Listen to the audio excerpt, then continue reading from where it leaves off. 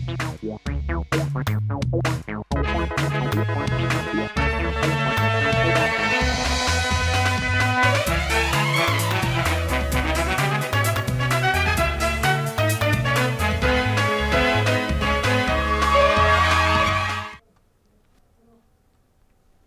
राष्ट्रीय समाचार से मैं हूं अनुपम शर्मा। आप देख रहे हैं राष्ट्रीय समाचार। खबरों में आगे बढ़ने से पहले एक नजर आज की हेडलाइंस पर। पीवी सिंधु भारत लौटी, दुबई एयरपोर्ट स्टाफ का शुक्रिया अदा किया। ऑल इंडिया ओपन नहीं खेल सकी, अब नजरें लक्ष्य सेन के मुकाबले पर। उत्तर प्रदेश के सीएम योगी आदित्यनाथ ने गोरखनाथ मंदिर में जनता दर्शन किया। गंभीर बीमारियों के इलाज हेतु आर्थिक सहायता का आश्वासन दिया। साथ ही अधिकारियों को समस्याओं को तुरंत निस्तारण के निर्देश दिए। मुजफ्फरनगर के नई मंडी थाना क्षेत्र स्थित मोहल्ला घेर खत्ती में होली दहन की आग से बिजली का खंभा धधका, तारों में भीषण आग। बड़ा हादसा टला, इलाके की बिजली और इंटरनेट सेवा ठप, समय रहते सप्लाई कटी। पश्चिम बंगाल पर केंद्र का वार, ममता बनर्जी पर हमला, एसआईआर पर सवाल। प्रक्रिया पारदर्शी है तो जांच से डर कैसा, तेजस्वी यादव पर निशाना साधा। जावेद अख्तर ने अमेरिका इजराइल आलोचना की, सैन्य कार्रवाई से ईरान और प्राचीन प्रभावित। एलनाज नौराजी ने भी खामनेई मौत पर खुशी जताई। खबरें अब विस्तार से। भारत की star shuttler PV Sindhu Dubai में फंसे रहने के बाद सुरक्षित भारत लौट आई हैं। उन्होंने एक्स पर पोस्ट कर बताया कि वह बेंगलुरु स्थित अपने घर पहुंच गई और सुरक्षित हैं। सिंधु ने लिखा कि पिछले कुछ दिनों में वे बेहद मुश्किल और अनिश्चितता भरे दौर से गुजरी हैं, लेकिन अब घर लौटकर राहत महसूस कर रही हैं। सिंधु ऑल इंग्लैंड ओपन में हिस्सा लेने के लिए बार्मिंघम जा रही थी, तभी पश्चिम एशिया में बढ़ते तनाव और एयर स्पेस बंद होने के कारण वह दुबई में फंस गई। 28 फरवरी से वहां रुकी सिंधु ने एयरपोर्ट के पास धमाके की आवाज सुनने की जानकारी भी साझा की है। हालात समान न होने के कारण वह टूर्नामेंट में भाग नहीं ले सकी। सिंधु ने दुबई एयरपोर्ट स्टाफ, इमिग्रेशन अधिकारियों और ग्राउंड टीम का आभार बताते हुए कहा कि मुश्किल समय में मिली मदद और पेशेवर व्यवहार को वे कभी नहीं भूलेंगी। इस बीच ऑल इंग्लैंड ओपन में अब भारत की उम्मीदें लक्ष्य सेन पर टिकी हुई हैं। उनका मुकाबला दुनिया के नंबर 1 चीन के शी से होगा। वहीं युवा शटलर आयुष शेट्टी पहले दौर से इंडोनेशिया के अलवी फरहान से भिड़ेंगे।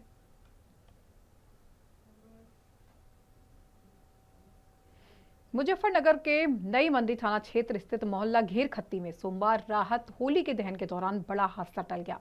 पारंपरिक रूप से होली जलाई जा रही थी, तभी आग की तेज लपटें पास से गुजरे हुए बिजली के तारों तक पहुंच गई और देखते ही देखते आग ने बिजली के खंभे को अपनी चपेट में ले लिया। कुछ ही सेकंड में तारों ने आग पकड़ ली और चिंगारियां गिरने लगी। आग इतनी भीषण थी कि पूरा खंभा लपटों में घिर गया, जिससे इलाके में अफरा तफरी हो गई।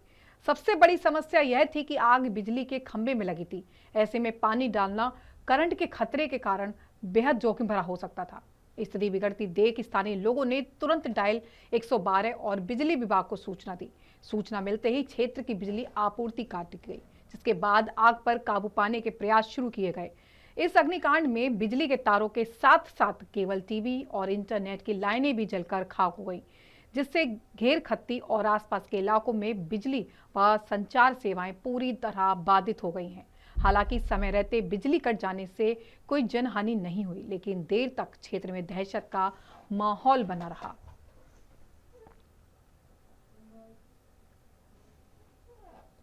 पश्चिम बंगाल की स्थिति को लेकर केंद्रीय गृह मंत्री ने मुख्यमंत्री ममता बनर्जी पर तीखा हमला बोला है। उन्होंने आरोप लगाया कि तृणमूल कांग्रेस के वोट बैंक की राजनीति के लिए अवैध घुसपैठ को संरक्षण दिया है, जिससे राज्य की सामाजिक और आर्थिक स्थिति प्रभावित हुई है। एसआईआर को लेकर विपक्ष के विरोध पर उन्होंने कहा कि यदि प्रक्रिया पारदर्शी है तो जांच से डर कैसा है। लोकतंत्र की सूचिता के लिए मतदाता सूची का शुद्ध होना अनिवार्य है। साथ ही तेजस्वी यादव के राज्यसभा जाने की अटकलों पर उन्होंने दावा किया कि आरजेडी को एक भी सीट नसीब नहीं होगी। टीएमसी और ममता बनर्जी के द्वारा पश्चिम बंगाल में हुआ है कि वहाँ घुसपैठियों के बल पर अपनी राजनीति को साधते रही है और जिसका नुकसान पश्चिम बंगाल के युवाओं पर के रोजगार पर, पड़ता रहा है और उसका भारी नुकसान पश्चिम बंगाल को हुआ है। घुसपैठिए यहाँ के अधिकार पर प्रहार किए हुए हैं, जमीन पर कब्जा किए हुए हैं, रोजगार पर कब्जा किए हुए हैं। सारी जो सुख सुविधाएं पश्चिम बंगाल के भाइयों बहनों को मिलना चाहिए था उस पर वह कब्जा किए हुए हैं और सिर्फ अपनी सत्ता के लिए तुष्टीकरण के नीति के तहत घुसपैठियों को वह पश्चिम बंगाल में रखना चाहती है। जो चुनाव आयोग के द्वारा एसआईआर हो रहा है उसमें क्यों तकलीफ हो रही है? एसआईआर में तो ही जाएगा ना जो अवैध रूप से मतदाता सूची में अपना नाम किसी तरह से दर्ज करा लिया है या अब जो इस दुनिया में नहीं रहे या कोई वहां से जो पलायन कर किसी दूसरे जगह पे चले गए, तो इस प्रकार से उनको तकलीफ क्यों हो रही है? जो एसआईआर हो रहा है वह पश्चिम बंगाल के हित में हो रहा है। योगी आदित्यनाथ ने गोरखपुर प्रवास के दौरान आयोजित जनता दर्शन में गंभीर बीमारियों से जूझ रहे जरूरतमंदों को बड़ी राहत दी है।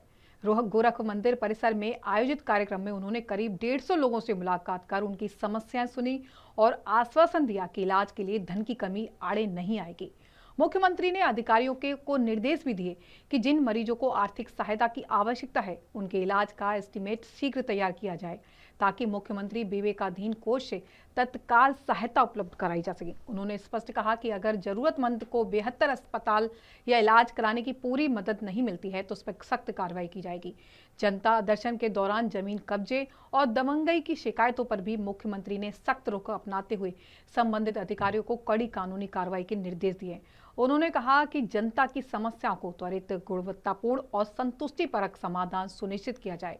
कार्यक्रम के बाद मुख्यमंत्री मंदिर परिसर स्थित गौशाला पहुंचे, जहां उन्होंने गायों को रोटी गुड़ खिलाया और एक नंदी को दुलार किया। इस दौरान बच्चों को चॉकलेट देकर पढ़ाई के लिए प्रेरित भी किया।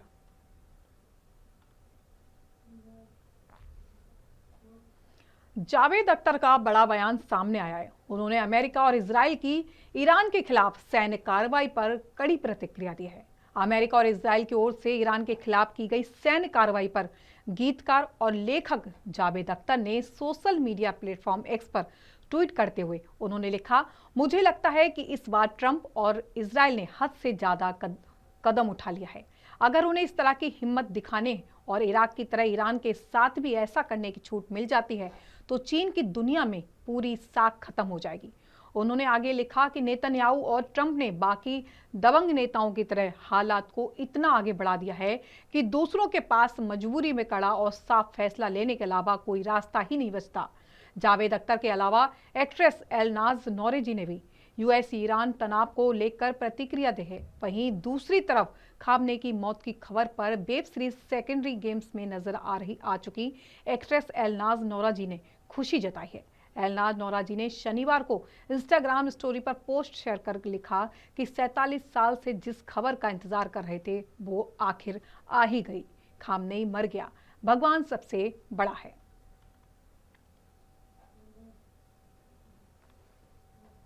गुजरात के सूरत से मानव तस्करी का सनसनीखेज मामला सामने आया है, जिसमें फरजाना उर्फ फज्जो रफीक शाह मुख्य आरोपी है। जानकारी के अनुसार 14 वर्षीय नाबालिग लड़की को नौकरी का झांसा देकर अगवा किया गया और बाद में दूसरे राज्यों में बेच दिया गया। फरजाना ने अपनी पड़ोसन नूरी शेख के साथ मिलकर लड़की को बहला फुसलाकर घर से बाहर निकाला और पहले उसे शोएब को 50,000 रुपए में सौंपा। इसके बाद लड़की को महाराष्ट्र के सोलापुर ले जाकर 2 लाख रुपए में जबरन शादी कराएगी। पीड़िता को वहां करीब 3 महीनों तक कथित रूप से शारीरिक और मानसिक यातनाएं झेलनी पड़ी। मामला उजागर होने के बाद फरजाना 5 महीने तक फरार रही, लेकिन पनौली क्षेत्र की पुलिस ने उसे गिरफ्तार कर लिया। फिलहाल उससे रिमांड पर पूछताछ जारी है ताकि पूरे नेटवर्क और संभावित अन्य पीड़ितों की जानकारी सामने आ सके।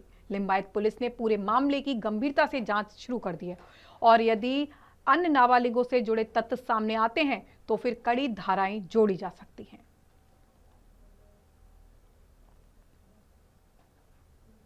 दिल्ली में गैंगवार से जुड़ी एक बड़ी कार्रवाई में पुलिस ने रोहित सोलंकी को गिरफ्तार किया है, जिस पर रोहित गोदारा गैंग से जुड़े होने का आरोप है।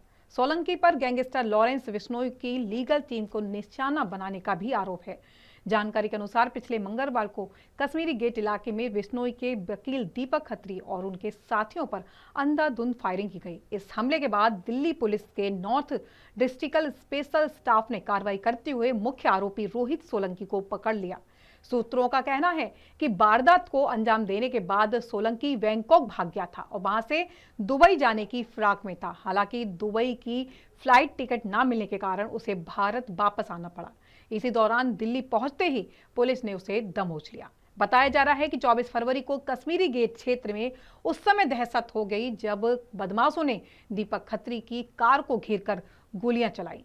कार में कुल 5 लोग सवार थे, जिनमें से एक व्यक्ति गोली लगने से घायल हो गया। घायल को तुरंत अस्पताल में भर्ती कराया गया।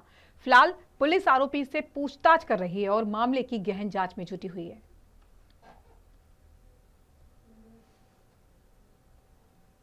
भारतीय दूतावास रियाद ने ट्वीट कर जानकारी दी है कि इंडिगो सऊदी अरब के जेद्दा से भारत के लिए विशेष उड़ानें संचालित करेगी।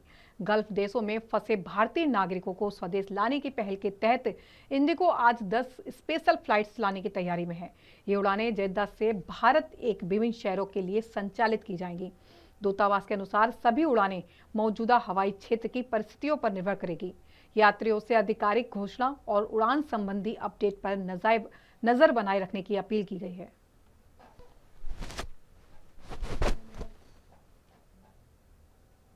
मुंबई के बोरीवली में होलिका दहन के अवसर पर बांग्लादेशी मुक्त होली जलाकर विशेष आयोजन किया गया। यहां पिछले 15 सालों से होलिका दहन का आयोजन किया जा रहा है। इस कार्यक्रम में बड़ी संख्या में स्थानीय नागरिकों ने हिस्सा लिया, जहां सैकड़ों महिलाएं होलिका दहन में शामिल होकर पूजा पाठ करती नजर आईं। कार्यक्रम का आयोजन जनप्रतिनिधियों की मौजूदगी में संपन्न हुआ। इस मौके पर बीजेपी विधायक संजय उपाध्याय और पूर्व बीजेपी सांसद गोपाल शेट्टी विशेष रूप से मौजूद रहे। यहां पूरे विधि विधान से होलिका दहन किया गया। आयोजन के दौरान क्षेत्र में उत्सव और आस्था का माहौल देखने को मिला। इस होलिका दहन को लेकर बीजेपी के पूर्व सांसद गोपाल शेट्टी ने इस आयोजन को सामाजिक एकता और परंपरा से जुड़ा बताया। राजेश पोरवाल इनका माय गोल्ड पॉइंट नाम के शॉप में इनके पास काम करने वाले जो कामगार थे, उन्होंने डुप्लीकेट चाबी का इस्तेमाल करके तकरीबन 4 से 4.5 किलो के आसपास गहने चोरी करके भाग गए थे। और उस दिन से ही हमारी टीम उनके पीछे पड़ी हुई थी और शुरुआत में तो 2 लोगों को अरेस्ट कर लिया गया था और कुछ मुद्देमाल जब्त कर लिया था। और कल के तारीख तक फिर से मेहनत करके जो मेन आरोपी है, वो मेन आरोपी को हमने अभी अरेस्ट कर लिया है और तकरीबन 3 किलो 100 ग्राम इतना चोरी किया हुआ मुद्देमाल हमने जब्त किया है। इसमें सबसे पहले तो हमने सीसीटीवी से चालू किया। सीसीटीवी में जब हम लोगों को पता चला कि ये आरोपी है और एक बार वो निश्चित हो गया कि इन्होंने किया है, तो फिर उनका जो रहने का गांव है वहाँ पर हमारी टीम गई थी। वहाँ जाने के बाद आरोपियों के मोबाइल नंबर उनके माता पिता जी से मिले। फिर उसके ऊपर टेक्निकल एनालिसिस जैसे आप कह रहे हैं, उसका पूरा पढ़ाई करके अभ्यास करके फिर उनको लोकेट किया गया। हालांकि ये गांव में नहीं रहते थे, जंगल में भाग जाते थे। फिर वहाँ के लोकल इंटेलिजेंस का यूज़ करके और राजस्थान पुलिस की मदद लेके फिर उनको लोकेट किया और उनको पकड़ लिया गया। मुंबई के बोरीवली के पश्चिम इलाके में करोड़ों की ज्वेलरी चोरी के सनसनीखेज मामले का खुलासा हुआ है। मुंबई पुलिस ने एमएचबी पुलिस थाने ने इस मामले में 4 आरोपियों को गिरफ्तार किया है, जबकि एक नाबालिग को हिरासत में लिया गया है। आरोपियों ने डुप्लीकेट चाबी बनाकर एक ज्वेलरी दुकान से करीब 7 करोड़ रुपए के सोने पर हाथ साफ किया। पुलिस ने अब तक 3 किलो से ज्यादा सोना बरामद किया है, जबकि एक आरोपी अभी भी फरार बताया जा रहा है। सीसीटीवी फुटेज और तकनीकी जांच के आधार पर पुलिस ने आरोपियों को राजस्थान से गिरफ्तार किया है। जांच के दौरान पुलिस को अंदरूनी मिली भगत का पता चला। दुकान बंद करने और चाबी संभालने की जिम्मेदारी जिन कर्मचारियों को सौंपी गई थी, उन्होंने भरोसे का फायदा उठाकर वारदात को अंजाम दिया। घटना के बाद दोनों कर्मचारी अचानक गायब हो गए, जिससे शक गहरा गया और पुलिस ने आसपास के सीसीटीवी फुटेज खंगालने शुरू कर दिए। आरोपी चोरी के बाद राजस्थान भाग गए थे और जंगलों में छिपे हुए थे। पुलिस ने सीसीटीवी और थर्मल ड्रोन की मदद से आरोपियों को पकड़कर मुंबई लाया गया। मामले में एक नाबालिग की भी भूमिका सामने बताई जा रही है।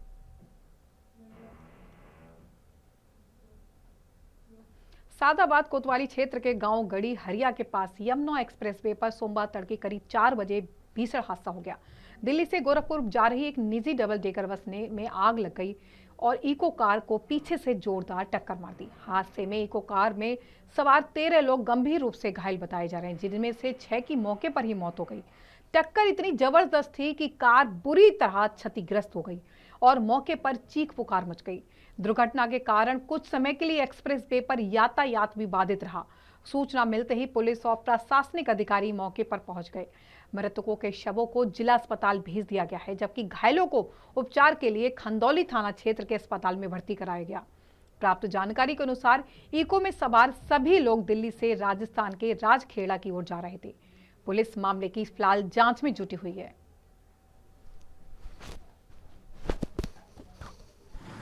4 बजे से 4:15 के बीच में एक सूचना मिली।